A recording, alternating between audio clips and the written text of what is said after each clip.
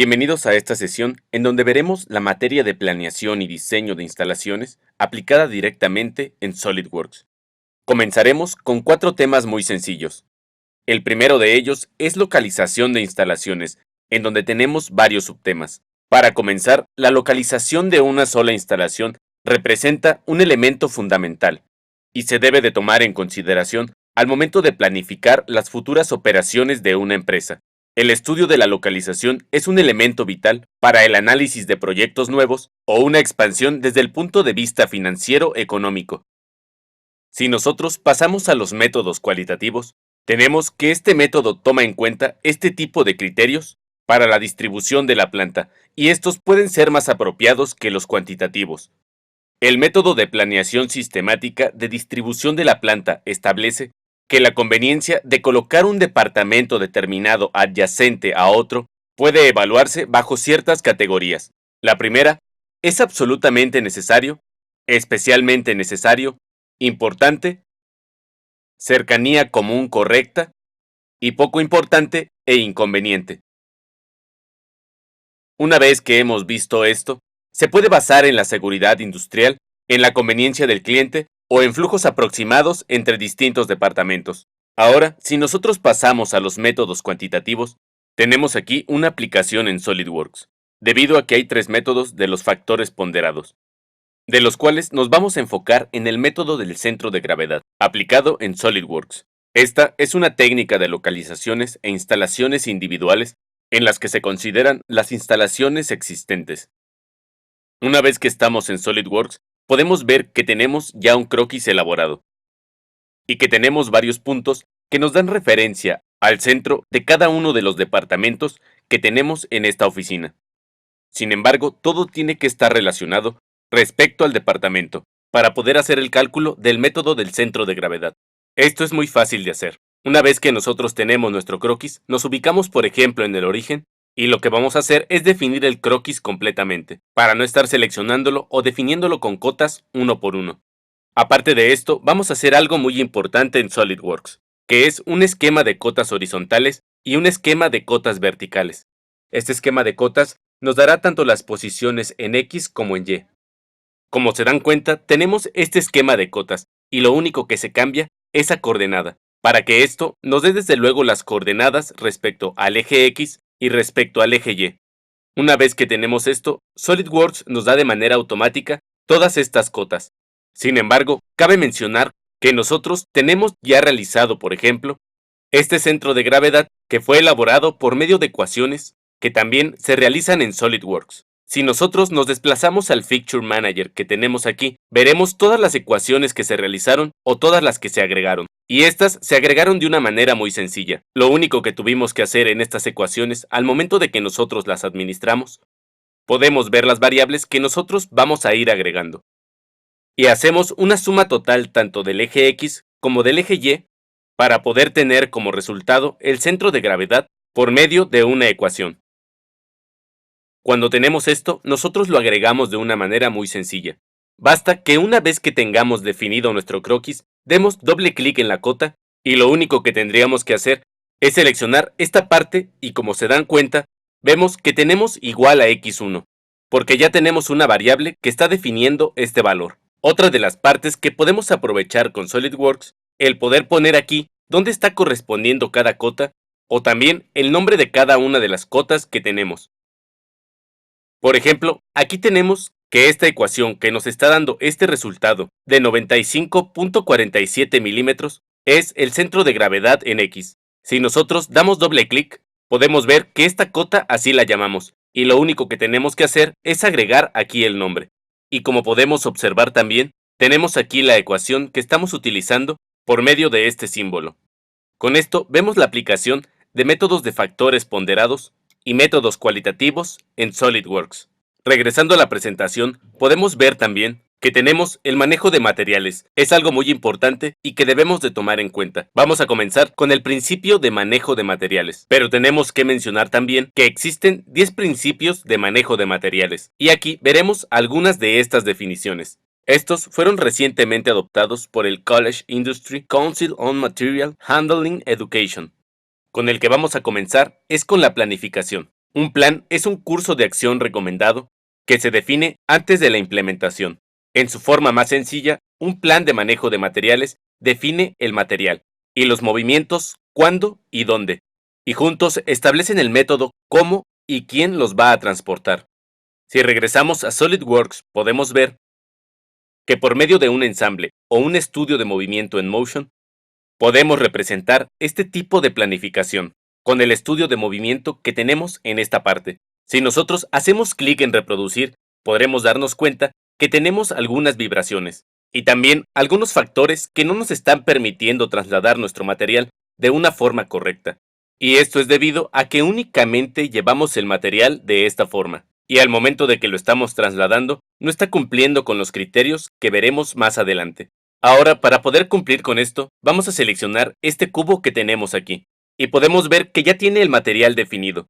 Una vez que tenemos este material definido, entonces podemos pasar a los movimientos, que es cuándo y dónde. Dónde es donde se está desplazando, que sería en un pasillo, que está definido con un material de goma. Y también tenemos el cómo y quién. Esto lo vamos a ver más adelante. Pasando nuevamente a nuestra presentación, tenemos la estandarización. Esto también es algo muy importante, ya que significa menos variedad y personalización en el equipo y métodos empleados. Esto significa que vamos a estandarizar nuestro proceso en caso de que queramos automatizarlo, y esto también lo vamos a ver más adelante. Como número 3 tenemos el trabajo.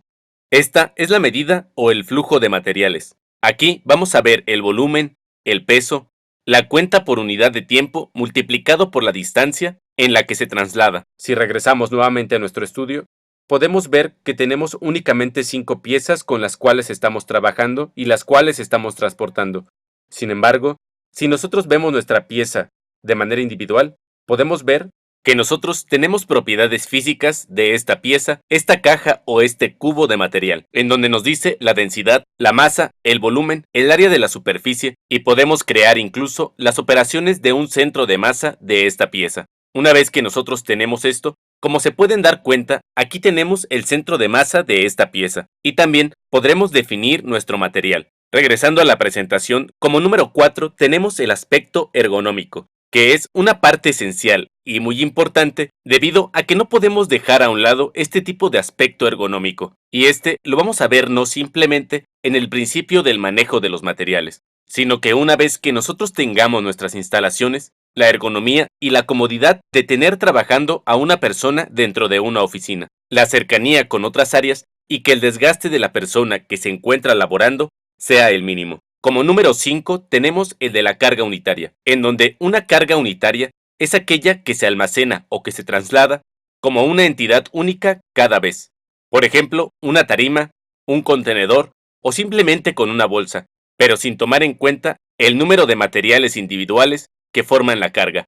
Este ejemplo de carga unitaria también lo veremos más adelante. Ahora pasamos al número 6, que es la utilización del espacio, en donde este se lleva a cabo o es tridimensional y por lo tanto se cuenta con un espacio cúbico.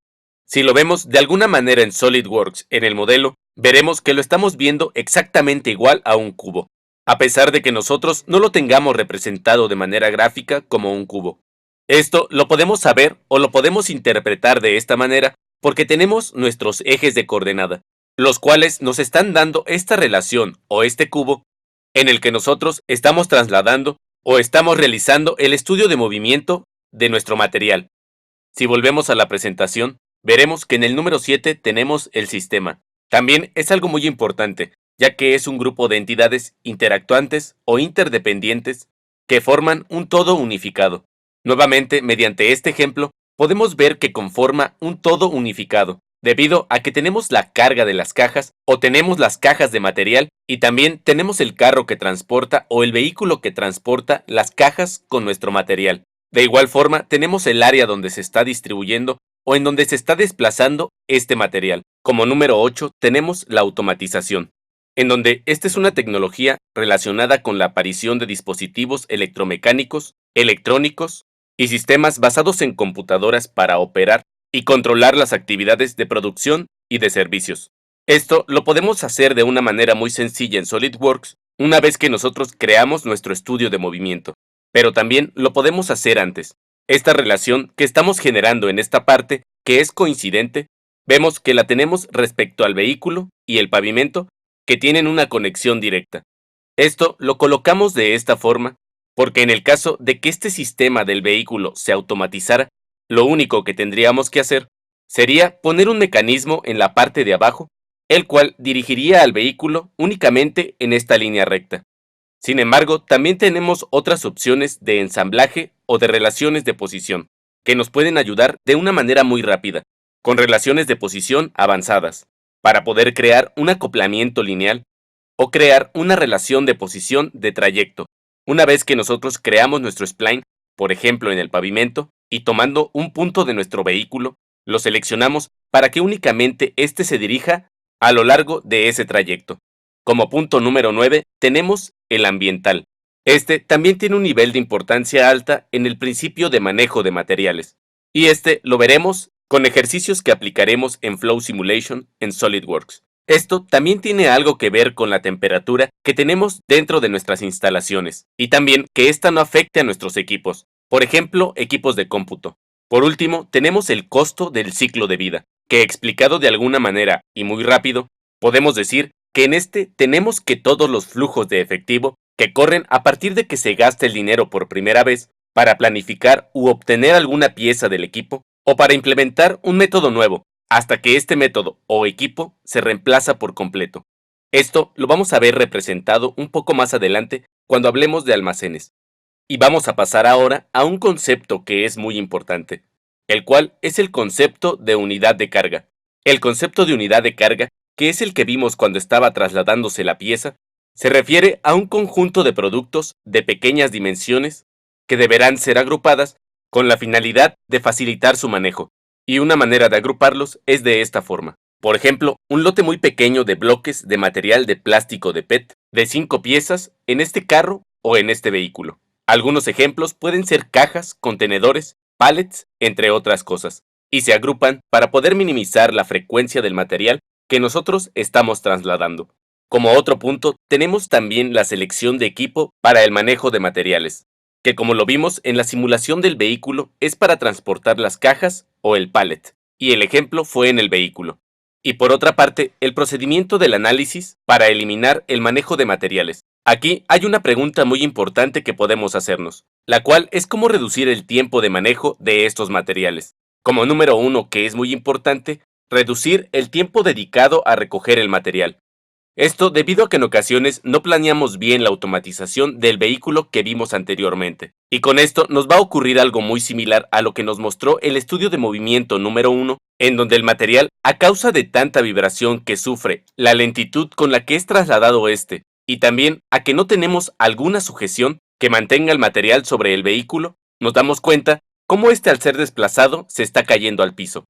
Esto nos da como resultado tiempo que estamos perdiendo en hacer nuevamente la recolecta de nuestro material. El punto número 2, que es utilizar el equipo mecanizado o automático, representado en SolidWorks por medio de relaciones de posición de trayecto, o también representado por medio de una relación de posición coincidente entre planos, que nos puede simular que el vehículo únicamente se trasladará en un trayecto lineal.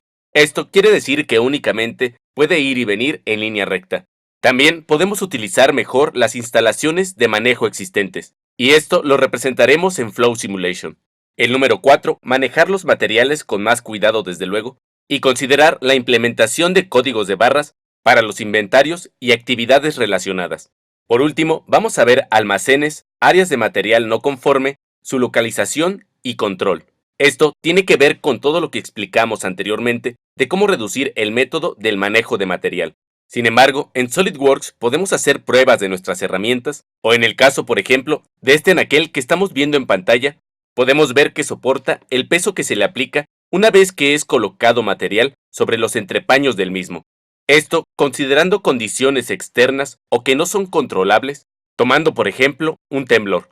Si volvemos a SolidWorks y vemos nuestro anaquel, veremos el estudio o los dos tipos de estudio que podemos realizar para poder ver el desgaste o el ciclo de vida del que hablábamos del material con el que están elaborados estos anaqueles, sobre los cuales estamos almacenando nuestras piezas, y estas suponiendo que tienen una masa de peso de 300 kilogramos, por ejemplo. Una vez que estamos en Simulation, aquí tenemos activo nuestro complemento. Y vemos que en el análisis estático tenemos partes muy sencillas que se llevan a cabo, como son las sujeciones, en donde contamos con una sujeción de rodillos deslizantes. Estos rodillos deslizantes nos darán la posibilidad de poder simular este tipo de movimiento horizontal que tendría un temblor, por ejemplo. Y este tipo de fenómenos naturales son cosas que a veces no tomamos en cuenta y que deberíamos. Las cargas únicamente que estamos aplicando son relacionadas con la gravedad y la masa distribuida en cada una de las bases que tenemos en nuestro anaquel, que tienen un valor de 300 kilogramos. Ahora, si pasamos a los resultados y comenzamos a ver las tensiones de von Mises, podemos ver que el límite elástico ni siquiera es alcanzado. Con esto nos damos cuenta que no se está perjudicando nuestro material, y eso lo estamos viendo representado en esta gráfica de colores. De esta forma nos muestra cómo y dónde se aplicarían los máximos esfuerzos. Si nos desplazamos a nuestro gráfico, podemos ver las anotaciones tanto mínimas como máximas, y en qué parte las estamos obteniendo. De igual forma podemos ver que tenemos la carga máxima de 137.923.392 newton por metro cuadrado. Y también vemos que no estamos superando el límite elástico del material con el que nosotros tenemos realizado nuestro anaquel, que es un acero 304. También, a pesar de que nuestro anaquel tiene un grosor muy delgado, nos damos cuenta que este está resistiendo el peso de 300 kilogramos. También podemos ver la simulación de la distribución de estas fuerzas. Esto mostrado con una animación en SolidWorks, y nos damos cuenta cómo se está realizando y también cómo va cambiando el color. Podemos ver los desplazamientos tanto máximos como mínimos, y si nos damos cuenta, podemos ver un desplazamiento que se nota de una manera exagerada. También vamos a poner anotaciones máximas al igual que mínimas, y vamos a ir a la definición para cambiar la forma deformada a una escala real. Esto debido a que SolidWorks la exagera. A pesar de que SolidWorks nos está indicando que nuestro anaquel va a resistir los 300 kilogramos, vemos que con ese peso nos está mostrando un desplazamiento de 16.402 milímetros, y este es un desplazamiento que es algo considerable. Pero lo veremos más adelante junto con la cuestión también de fatiga.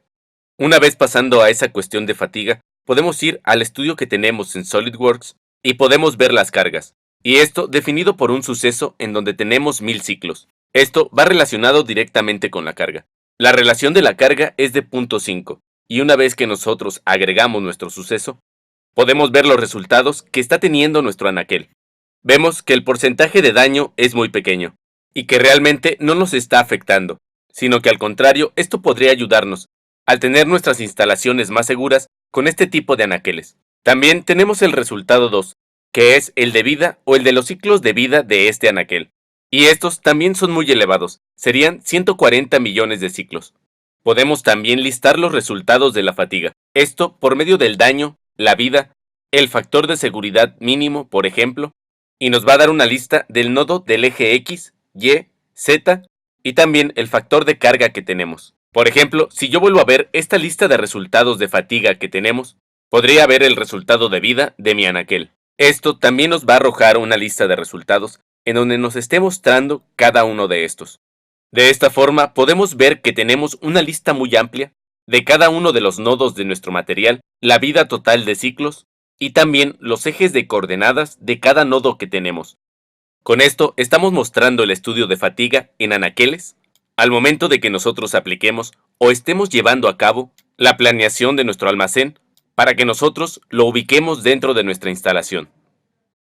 Ahora vamos a pasar a la distribución física de nuestra planta, en donde tenemos tres conceptos que vamos a estar aplicando, o que veremos cómo aplicarían directamente en SolidWorks. Vamos a comenzar con la determinación del tamaño de una instalación, que se tomará o se encontrará tomando en cuenta la determinación de la superficie necesaria para la realización de las operaciones. Esto se encuentra determinado por el área de mantenimiento. La determinación del espacio estático, por ejemplo, representa el área física que ocupa una máquina o un mueble, y su fórmula es SS es igual a L por A, en la cual L representa el largo y A representa el ancho, donde el largo por el ancho se calcula para cada una de las máquinas o equipos que tenemos en la empresa. También tenemos la determinación de espacio gravitacional, que es un área reservada para el movimiento del trabajador y materiales alrededor del puesto de trabajo. Este tipo de área es la holgura que dejamos o el espacio que dejamos para que trabajen los operadores. La determinación del espacio de evolución es el área reservada para el movimiento de los materiales. Como ya lo habíamos visto, que contábamos solamente con una sección de pavimento por la cual transita nuestro vehículo. Estos equipos y servicios de las diferentes estaciones de trabajo a fin de conseguir un normal desarrollo en el proceso productivo. Tenemos también su fórmula, que es SC es igual a SE más SG, que es el espacio gravitacional por K. Pasando al SL-SP, que es la distribución de áreas de recepción y embargue, podemos ver que la aplicación, por ejemplo, de lo anterior, lo tenemos en esta zona que tenemos aquí. Si regresamos a SolidWorks, podemos abrir este documento en Flow Simulation, en donde vamos a ver cómo estamos determinando el tamaño de la instalación. En este caso, estamos viendo cómo vamos a determinar el tamaño de esta oficina que estamos mostrando en pantalla. Lo primero que haremos será cargar los resultados.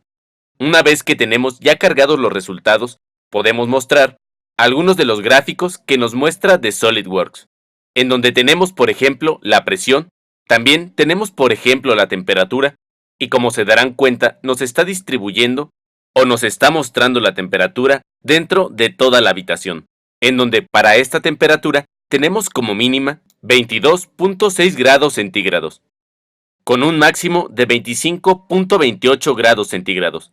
Si nos acercamos un poco a esta zona, en donde tenemos o vamos a ubicar a la persona que se encuentre laborando, veremos que también tenemos una variación de la temperatura y en este caso es más alta. Y este sería uno de los factores que podríamos utilizar a favor, para poder determinar el tamaño de una instalación o de una área de trabajo. También tenemos el método SLP, que es la distribución de áreas de recepción y embarque, distribución de áreas de producción y diseño de estaciones de trabajo, distribución de oficinas, distribución de áreas de estacionamiento y distribución de áreas de apoyo. Con ello tenemos la relación de la que estábamos hablando, en donde tenemos, por ejemplo, la relación de las oficinas administrativas con cada uno de los departamentos, y esto se representa mediante letras y números, los cuales nos dicen cuál es la relación, si es alta, si es considerable, si no es importante, entre otros. Cambiando, también tenemos un pequeño ejemplo, en donde tenemos la recepción que tiene que ver con los almacenes. Esta nos da una distancia de 600 metros, por ejemplo. Si nos desplazamos nuevamente a SolidWorks, podemos abrir un archivo en donde podemos tener estas representaciones de cómo estamos distribuyendo las áreas dentro del trabajo. Ahora nosotros, por medio de una nota, podemos estar diferenciando cada uno de los círculos que tenemos aquí. Por ejemplo, podemos comenzar a poner Departamento de Recursos Humanos. Una vez que nosotros estamos seleccionando, simplemente lo podemos poner o ver como un layout de alguna manera. Regresando a nuestra presentación y para terminar, tenemos métodos automatizados para generar alternativas, como es el Corelab, Aldep y Craft. El método Craft determina si el costo total inicial puede reducirse mediante el intercambio de departamentos en pares. Como lo mostramos, este tipo de cambios los podemos hacer en SolidWorks manejándolos con el croquis que tenemos ya predeterminado y ya realizado. En cambio, métodos como el Corelab o como el método Aldep se valen de evaluaciones de preferencia. Esto quiere decir que éstas poseen la ventaja de ser aplicables incluso en términos de características que tienen importancia para el emplazamiento de algún departamento, y en estas se utilizan técnicas que requieren la aplicación de las sugerencias subjetivas. Dicho de otra manera, el Craft es un método cuantitativo y el Corelab y Aldep podrían ser métodos cualitativos. Ahora vamos a pasar a una parte muy interesante, que son las aplicaciones extras en Flow Simulation SolidWorks, y nos pueden ayudar para elegir el tamaño o determinar el tamaño de una instalación o de una área de trabajo. Volviendo nuevamente a SolidWorks, vamos a ver algunos de los estudios realizados en Flow Simulation. Por ejemplo, aquí tenemos como primera parte este ejemplo de la oficina que se muestra aquí. En este ejemplo de la oficina nos muestra la distribución del aire acondicionado que tenemos en esta zona, tomando en cuenta a la persona que se encontraría trabajando dentro de esta área, cómo se está disipando y cómo entra y sale este flujo de aire. También veremos la velocidad de metros sobre segundo al cuadrado. Y así veremos también cómo esto va cambiando de acuerdo a los edificios que tenemos ubicados en esta zona. Así veremos cómo va cambiando su trayectoria. Por otro lado, veremos también la temperatura que tenemos dentro de un laboratorio de química. Pasando a nuestros ejercicios, aquí tenemos nuestra oficina. Vamos a ocultarla o únicamente vamos a cambiarla a una vista de transparencia, y en los resultados vamos a ver la simulación de esta. Una vez que vemos la simulación de esta distribución de temperatura dentro de la oficina, nos damos cuenta cómo en la parte superior de la oficina se encuentra ubicado el aire acondicionado. De esta forma, veremos cómo el aire acondicionado está saliendo con una temperatura aproximada de 15 grados centígrados, y también podemos ver la distribución de este flujo de aire alrededor de toda la oficina. De igual forma, nos daremos cuenta que cuando el aire pasa por la ubicación de la persona que se encuentra trabajando en esta zona, sufre un cambio de temperatura, y esta llegará hasta unos 25.71 grados centígrados. Una vez que vimos esto, vamos a seguir con algunos otros ejemplos que tenemos también realizados en Flow Simulation. En este ejemplo, donde se muestran estos edificios, vamos a ver la velocidad por metro sobre segundo. De igual forma, vamos a cargar los resultados. Y vamos a ver también cómo se está haciendo el flujo de la trayectoria de este. Veremos cómo inicia con una velocidad de alrededor de 3 metros sobre segundo, pero al momento de que se impacta con esta zona, el aire vemos cómo se distribuye y va aumentando su velocidad, y lo podemos percibir con esta flecha.